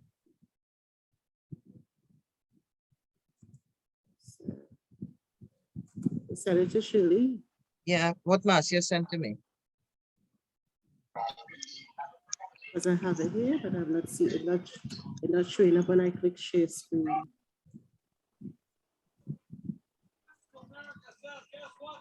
I've seen everything else showing up when I click share screen, but not that.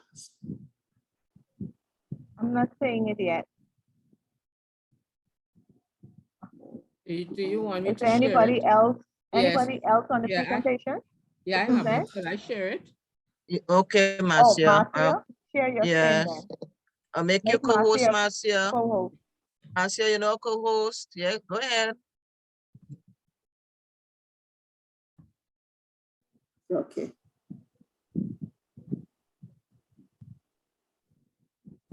All right. Okay, Chanel. Thanks, Marcia. Right, Because I thanks. know what's going on here. All right, Chanel. Right. So moving along, over the 100 years, the progress we've had would have given birth to the Trinidad and Tobago Association of Midwives. And just to give a brief overview, next slide. In 1994, an august group of very experienced midwives from both the public and private sectors, led by Ms. Fina Smark, would have embarked on a journey with midwifery's long respected past in mind. They would have come together and decided, okay, we need to create this association to better our midwives and to improve the quality of care given to our clients. So from conception, it went on to giving birth as we know it. And as we know, birth comes with pain. Next slide. Setting the stage. This period was also a pivotal movement for our midwifery profession. And one of the goals of the health sector reform would have been reducing preventable mortality and morbidity and promoting healthy lifestyles among the childbearing population. It was against this, the need for a revival of midwifery as a distinct profession. Because as I had started off by saying, initially we had the midwives practicing in the communities, that would have been neighbors, that would have been friends delivering. So midwives started to agitate for their own autonomy, becoming very pregnant with their hopes and aspirations of seeing the birth of a movement. And like any good parent, these midwives began nurturing the process. Their mission was to find out all that they needed to do to achieve success in their undertakings and ensure that their offspring, the association, would be delivered safely and have an opportunity to grow into a responsible entity of autonomous midwives. In 1995, amidst much fanfare, the Trinidad and Tobago Association of Midwives was born. The association, registered under the company's ordinance, was officially inaugurated on Friday, 29 September at the Central Bank Auditorium, Port of Spain. The team was led by then President, Ms. Carmen Machado, who took its membership through a series of activities. The creation of an information leaflet on the association, under the association, the Midwives' Voice. This was an official journal of Trinidad and Tobago's Association of Midwives. It also, one of the other activities that came under the association was an 8-week television series entitled Pregnancy and the Newborn. This was hosted by Ms. Alison Hennessy on a program called Dateline. The association also had breakfast meetings in celebration of International Day of the Midwife. As we continued into growth and development, work continued as the association needed to foster a sense of belonging and ownership amongst its members.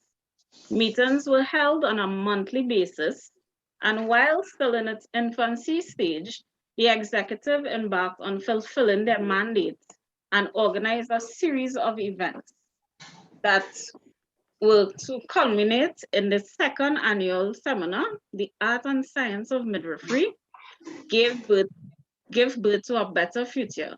This was held on Saturday, the 28th of September in 1996. In 1998, TTAM engaged in talks with ICM's regional representatives for the Americas, Ms. Peg Marshall. It was then time for TTAM to become part of the international body.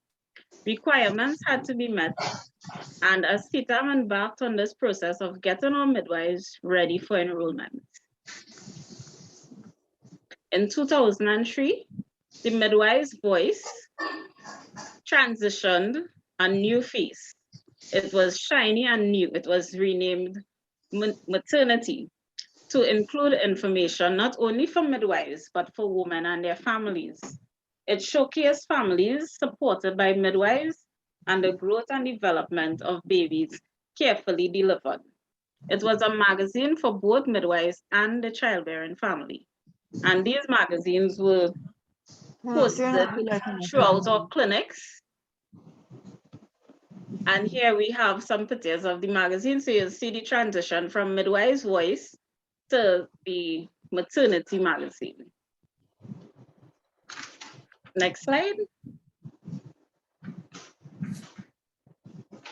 We also have some pictures from the international conference that was held in 2001. I'm sure one or two persons might see themselves in these pictures. As we continue with the growth and development, work would have continued in 2002. Venus Mark and Deborah Lewis attended a conference in Vienna, Austria. Venus Mark was nominated for and won the Change Agent Columbia University Award in 2002. TTAM submitted a bid to host the 2004 Americas Regional Conference, and we won. The Trinidad and Tobago Association of Midwives became an official member of the International Confederation of Midwives.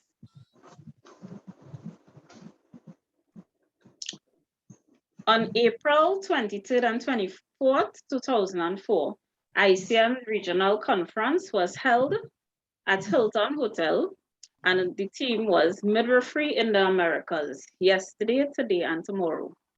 450 midwives from 45 participating countries were informed by 60 presenters from 15 countries.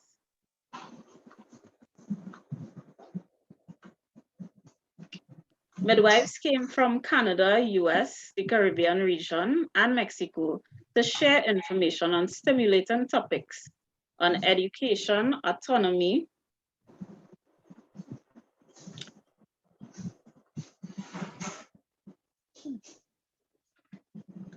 globalization, and humanization of childbirth. There were 2 concurrent sessions on each day. There were keynote addresses from leading midwifery leaders of the Americas and the Caribbean region. In 2004, ICM also launched the Young Midwifery Leaders Program. The program was a mentorship program with the aim of increasing the capacity within associations. Ms. Katyan Lutoan, newly trained midwife, in the South School of Midwifery, was the recipient of the program. She was supervised by Ms.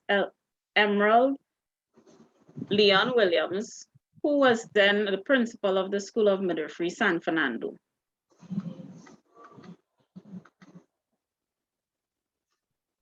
Then we have some pictures of the association where members engaging in different activities. So the association engaged in many activities, encouraging its members to socialize and have fun, as well as keep up with current trends. And at present, we have webinars. We do education classes for childbirth education classes. Next slide. We have a picture here of the Learners Resource Center and some of our members. Next slide.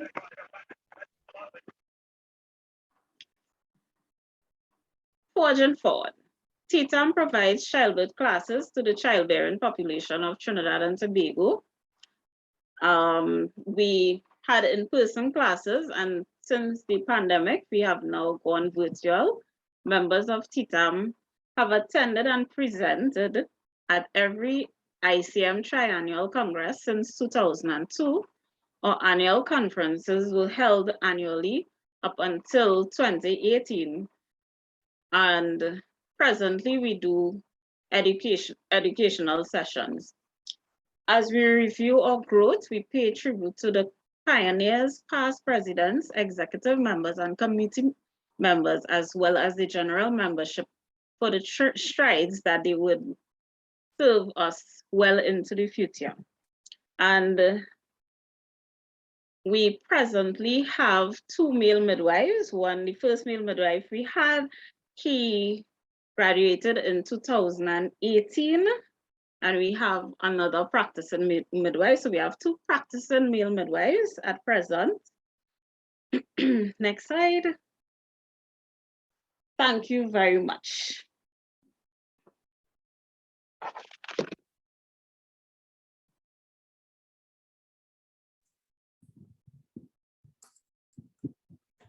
Thank you very much, Chanel, for that excellent presentation on the journey of midwifery, the Midwives Association, and its strides in Trinidad and Tobago.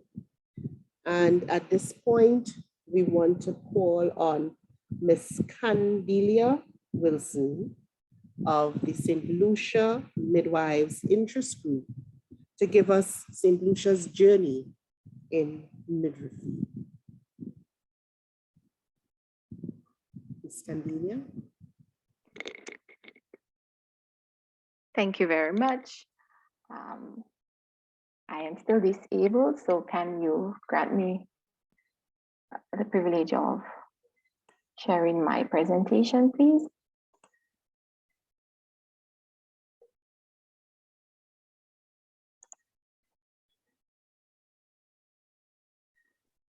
Yes, Ms. Wilson, you have been made a co-host. All right, thank you.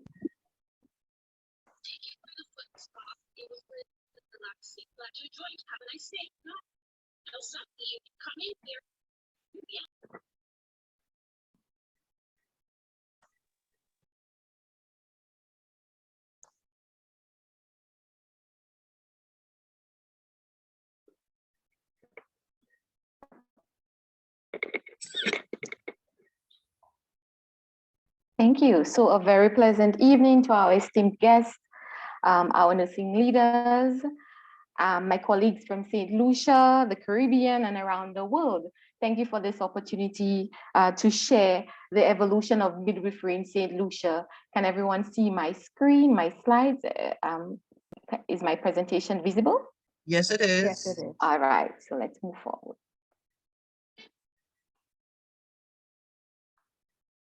Okay, so a little background on St. Lucia. St. Lucia is a small island nation located in the Lesser Antilles. We are approximately 238 square miles with a population of about 183,629 persons, last estimated by the World Bank in 2020.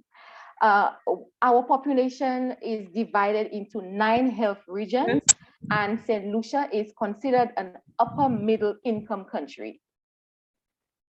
So when we look back at the evolution of midwifery in St. Lucia, we could go way, way back to our great grandmothers. And these women echo their gratitude for the bush midwife, or what we would term in our French Creole, the femme chai.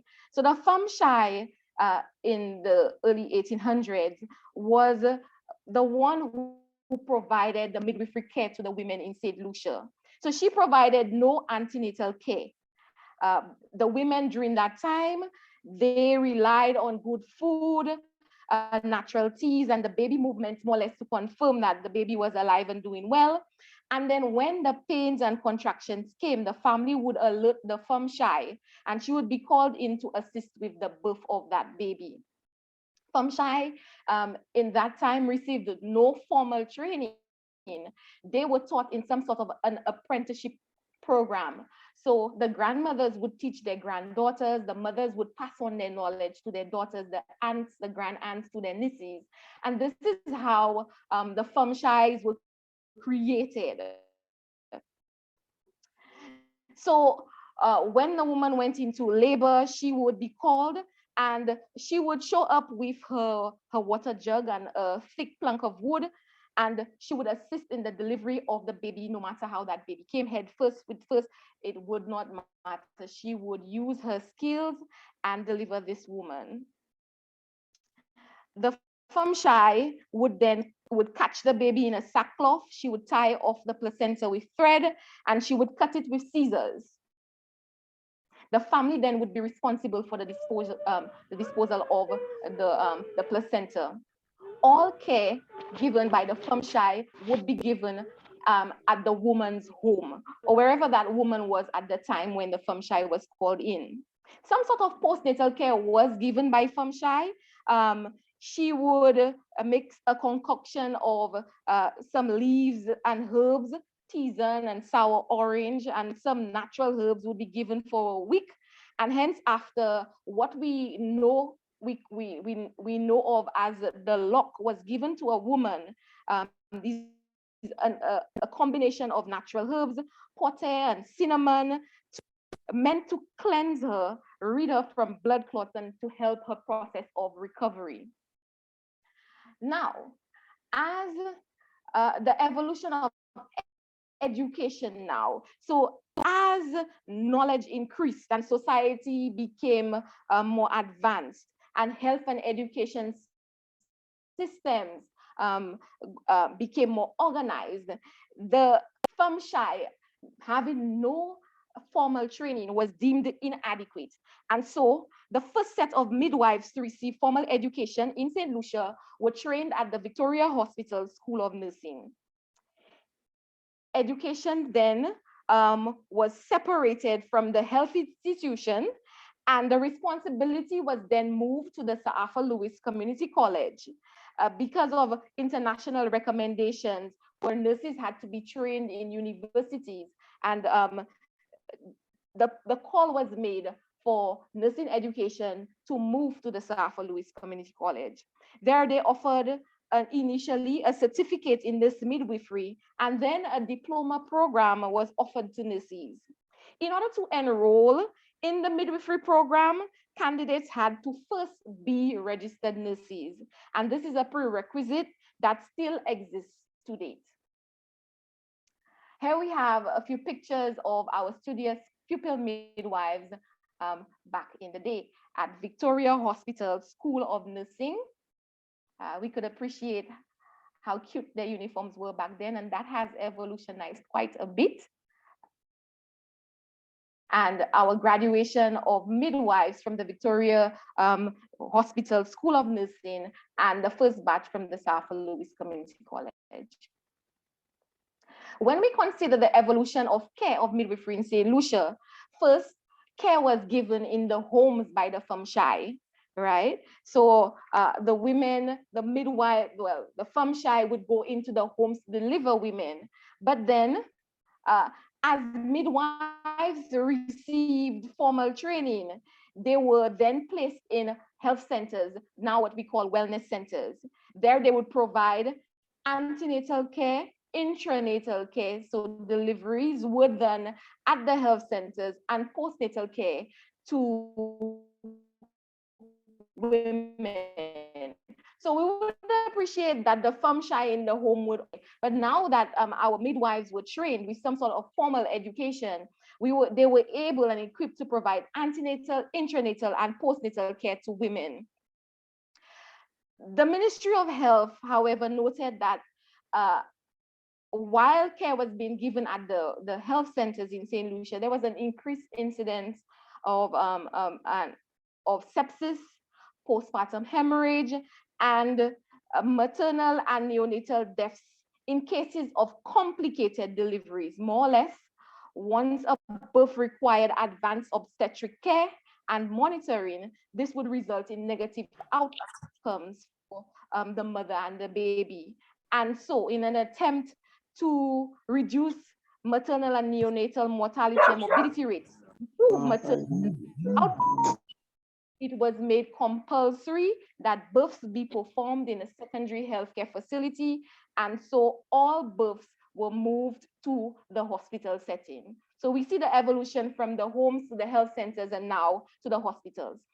Currently, there are 30 community wellness centers, 1 polyclinic, 2 district hospitals in St. Lucia, where antenatal care, postnatal care is conducted in the primary healthcare setting, along with home visits as necessary.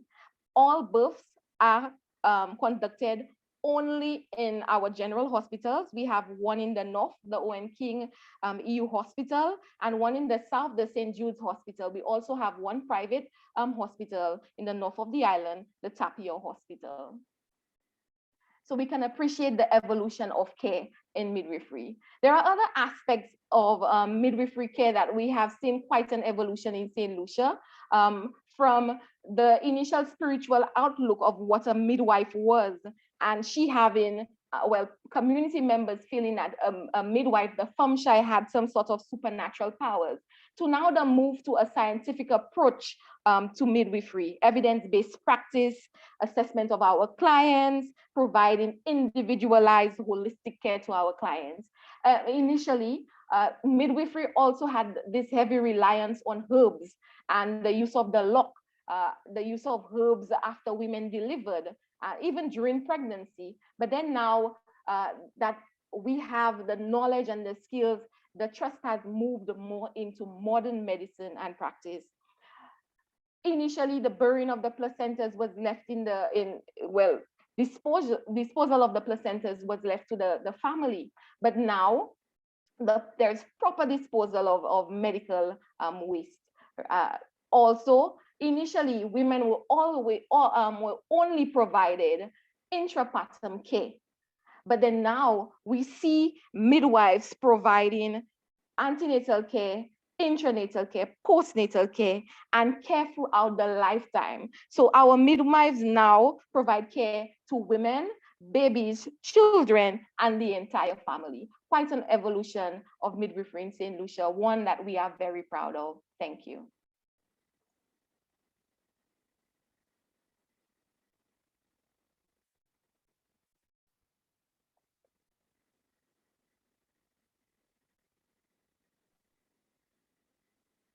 Thank you very much, Ms. Wilson from St. Lucia. Ms.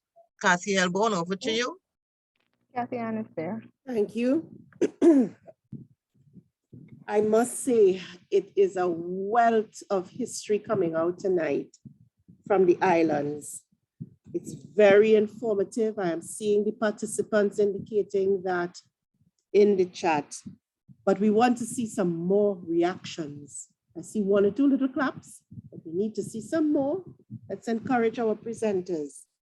And coming on the close or close to close with their historical journey, and I must say thank you, Ms. Wilson, for that excellent presentation.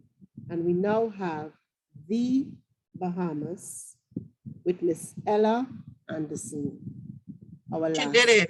Kathy Ann, that was done already. This was honest. We only missed Ms. Wilson. Oh my. Mm-hmm. So you see, that is when I lost translation. When you dropped off. You were missing in I action. dropped off. All right, so I have to say thank you, Miss Ella, for the one presentation I missed. So at this point in time, we now have CRMA's past AGM's PowerPoint. Hope I didn't miss that.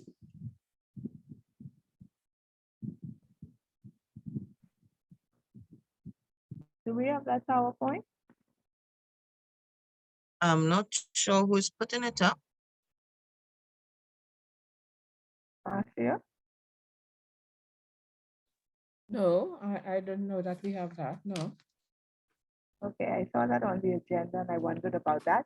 Okay, let's move on to the next point then. Next one is. Okay. So once again, I would like to say thank you to our participants and to the presenters for that most excellent history in our journey in midwifery. And I'm now handing you over to Ms. Rosalind Haynes Stewart, who will now do the wrap up for us. And come on, keep it coming with the claps and so forth. Yes, good night, everyone. Again, I just want to say thanks to everyone. And I think before anything we go any further, I know Dr. Curtis has a few things she'd like to say to everyone before I actually say thank you. So I get over to Dr. Curtis at this point in time. Good evening, everyone. I must say that I totally enjoyed the presentations that were presented this evening from the Bahamas, Jamaica, Guyana, Barbados, St. Lucia, Trinidad, and St. Kitts. And as, did I miss, and Dominica. Yes, and Dominica. I was just about to say if I missed anyone. As we listened to the presentation, we realized that in the evolution of midwifery in the Caribbean, that even though we are different, we are all the same. And that Caribbean song really ties it all together for us. So there's sameness and there's difference, but the evolution really went in the same direction for most, if not all, of our Caribbean countries. For the presentations today, you would notice we didn't speak of any evaluation because this presentation will not be, we will not be awarding any CMEs for this particular presentation. As the presentations were going on, I was like, the work that was put into the presentation, we really should have awarded some CMEs, but we are happy that more than about 226 of you were on the presentation, and the presenters, of course, will be getting certificates for their participation in the event, but no CME hours will be presented for this particular presentation. But the presenters went above and beyond our expectations with their preparation and presentation. And so we would like to thank Keisha Ann, mute your mic, please. We would like to thank them for their hard work in putting together the presentation and letting us know what is going on in some 8 countries in the Caribbean. And we hope next time to hear from even more of you. So I will turn it back over, and I would like to say thank you to the Education Committee who were left to execute this particular webinar, as both the chairperson and myself were traveling in the last couple of weeks. And so we had to leave the execution to Madam Vice President Bobby Joe and to members of the Education Committee, who I think executed an excellent webinar. So thank you very much, and back over to you, Rosalind. Yes. I want to say thanks to every one of you who presented today. Beautiful presentations. And we realized that in all the Caribbean islands, we all had who we called nanas, femsha, middies, And it is so great to hear all our Caribbean neighbors having such beautiful and same experiences. We can definitely say we are one Caribbean people. Tonight we have 205 persons still online. We were up to 223 a while ago. And I want to say thank you very much. I want to thank the Education Committee for their putting on of this webinar. We had persons in from the countries I have written here. Harbor Island, Antigua, Jamaica, Guyana, Nassau, Bahamas, Barbados, the Greater Bahamas, St. Lucia, Suriname, British Virgin Islands, Belize, St. Kitts, Trinidad and Tobago. Did I miss anyone? Anyone saw from somewhere I did not name? Montserrat. Montserrat, thank you for coming. Dominica. Dominica, sorry, Ethandra, how can I miss you? Yes, but they didn't put their name in the chat. That's what happened. That's yes. I just want to say thank you to everyone that coming in. Education Committee, thank you very much. Our presenters for our opening remark. Bobby Joe for welcoming us. This presentation, Mrs. Deborah Lewis from FPA, UNFPA consultant, midwife for CRMA. Thank you for your remarks and coming in early in the program. And each and every presenter, thank you, thank you, thank you. We had a little hiccups along the way, but we weathered the storm and we overcame our technical challenges. And I want to say a happy night's rest to each and every one. And I hope we all can toast to each other tonight and say happy International Day of the Midwife, our Caribbean journey, 100 years of progress.